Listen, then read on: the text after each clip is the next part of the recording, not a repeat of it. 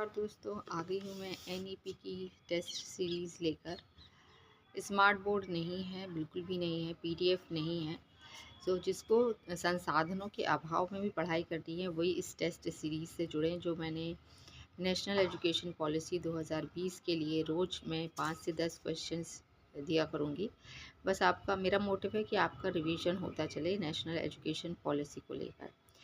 तो ज़्यादा समय न गवाते हुए हम शुरुआत करते हैं कि NEP 2020 is based on the recommendation of which committee.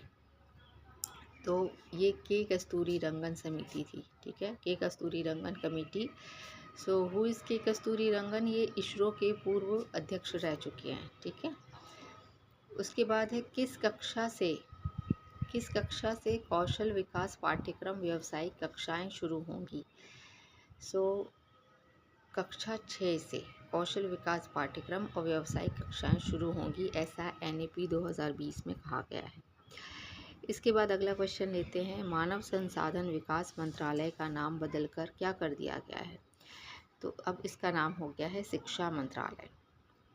पहले इसे human resource development, ministry of human resource development कहा जाता था, जो कि अब कर दिया गया है शिक्षा मंत्रालय। यह नाम कब चेंज किया गया? तो 2020 की शिक्षा नीति जब आई थी तब उसमें ये कहा गया है।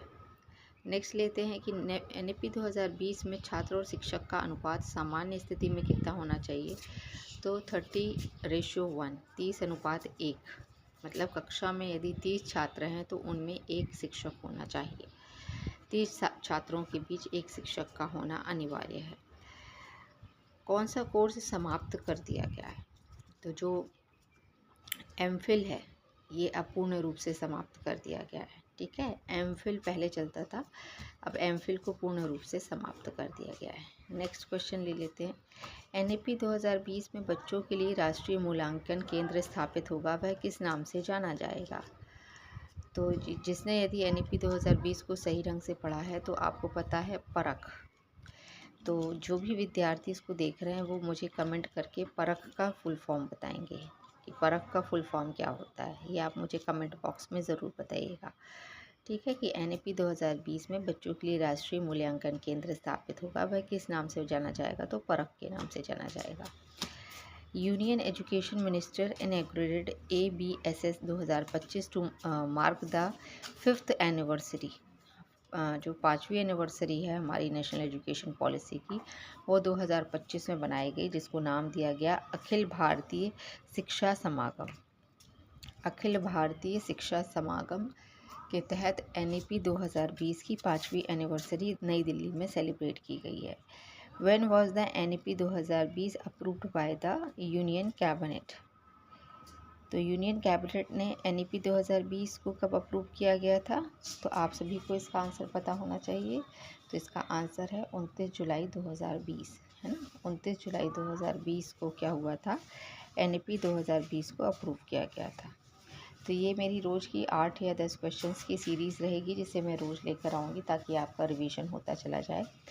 तो आज के लिए इतना ही। आज मैच है क्योंकि, तो मेरे पास ज़्यादा समय नहीं है क्योंकि आज फाइनल मैच है जो मुझे भी देखना है। तो आप सभी अपनी तैयारी को जारी रखिए मेरी टेस्ट सीरीज़ के साथ। और बस अब मेरे 4 सब्सक्राइबर्स रह गए हैं, 100 सब्सक्राइबर्स मेरे पूर्ण होने वाले ही हैं। इसके लिए मैं आप सभी का तहे दिल से धन्यवाद करती हूँ।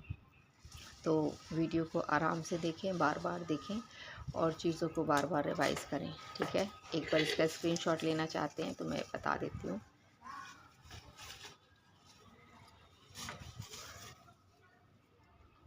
इसका आंसर है 29 जुलाई 2020, ठीक है।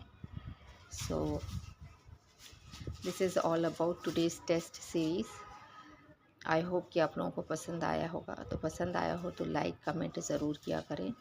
आपके कमेंट और लाइक से मुझे मोटिवेशन मिलता रहता है, ठीक है। Thank you for watching my videos.